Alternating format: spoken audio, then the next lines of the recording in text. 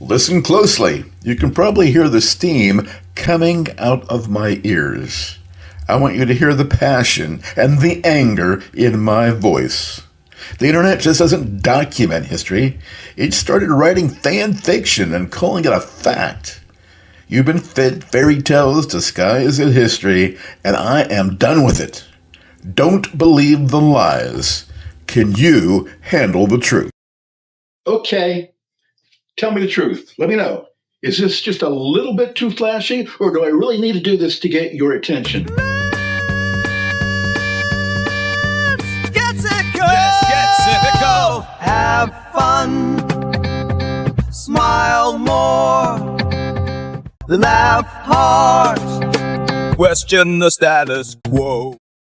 I grew up with real books, encyclopedias, almanacs, back when the facts didn't come with a side of conspiracy. Then I started teaching the internet and discovered the web just doesn't document history, it invents it. And now AI is turbocharging the bullshit. I am the Cranky Cynic, and I tell stories about the forgotten geeks because history isn't a boring timeline. It's a wild soap opera of brilliant weirdos. This channel is my love letter to the forgotten geeks, told with stories, sarcasm, and zero boredom. Because history isn't a timeline, it's a circus of brilliant misfits. My job is to entertain you so hard you accidentally learn something profound. As Walt Disney has taught me, I'd rather entertain the hell out of you and sneak in an education and then bore you with just the facts. This is my readme.txt file. Back in the floppy disk days, every program came with one. The read me this first or you're screwed. Consider this yours. Some of you will call me an angry old man. Good. The rest of you will stick around for stories that will actually make you think. Either way, buckle up, because learning history will be fun.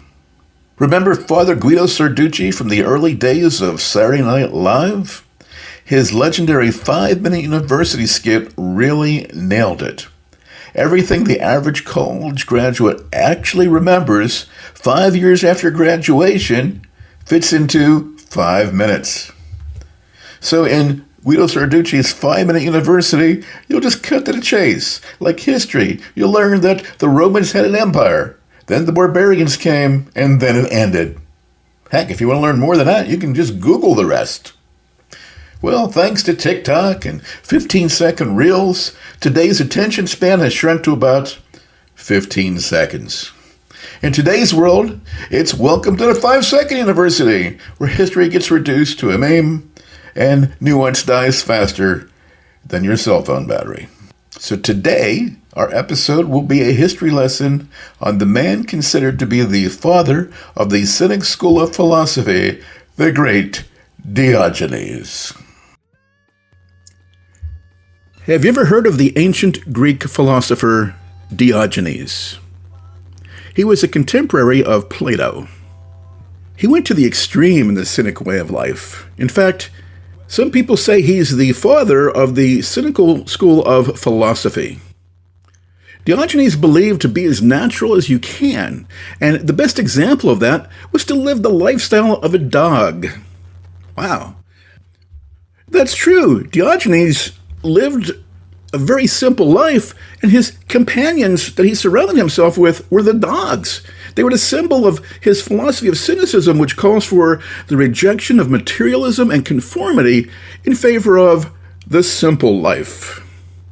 One thing I often say when it comes to great minds is there's a fine line between genius and insanity. Indeed, some people would say that Diogenes danced along that line. Diogenes was such a smartass. Maybe that's why I love him so much. He would roam around the city with a lantern and shine it in people's faces. And when people asked Diogenes what was he doing, he said he was looking for an honest man. Pretty cool. Now, Diogenes took nothing at face value. He challenged everything. Like I say, he was such a smartass that really embodies the spirit of being cynical. And a great story that's told, a legendary tale, is a encounter of Diogenes with the great Alexander the Great. Now keep in mind, Alexander the Great spent most of his life on an unprecedented military campaign through Western Asia and Northeastern Africa.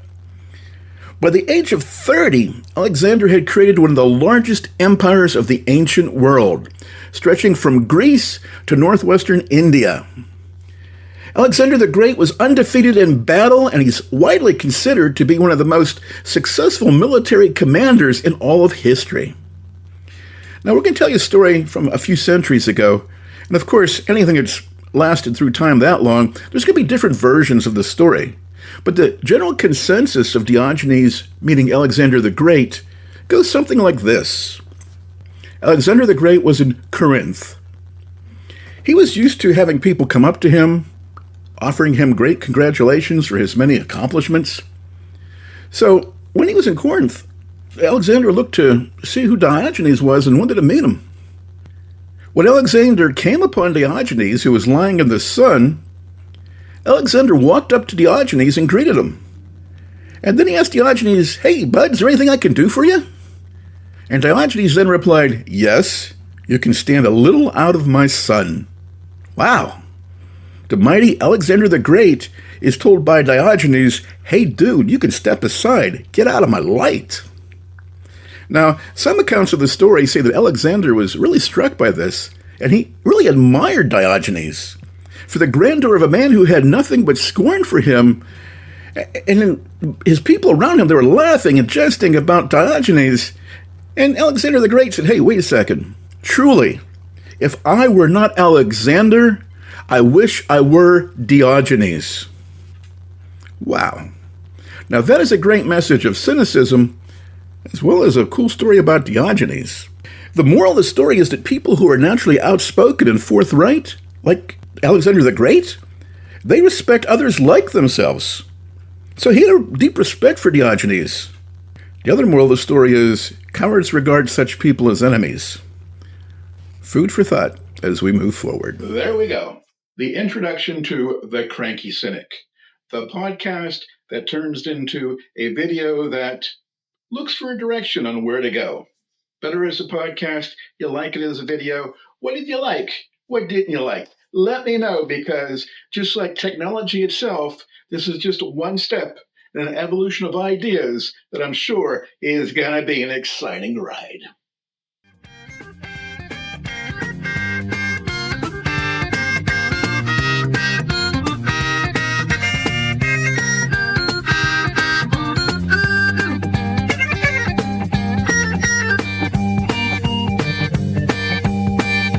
Let's get cynical.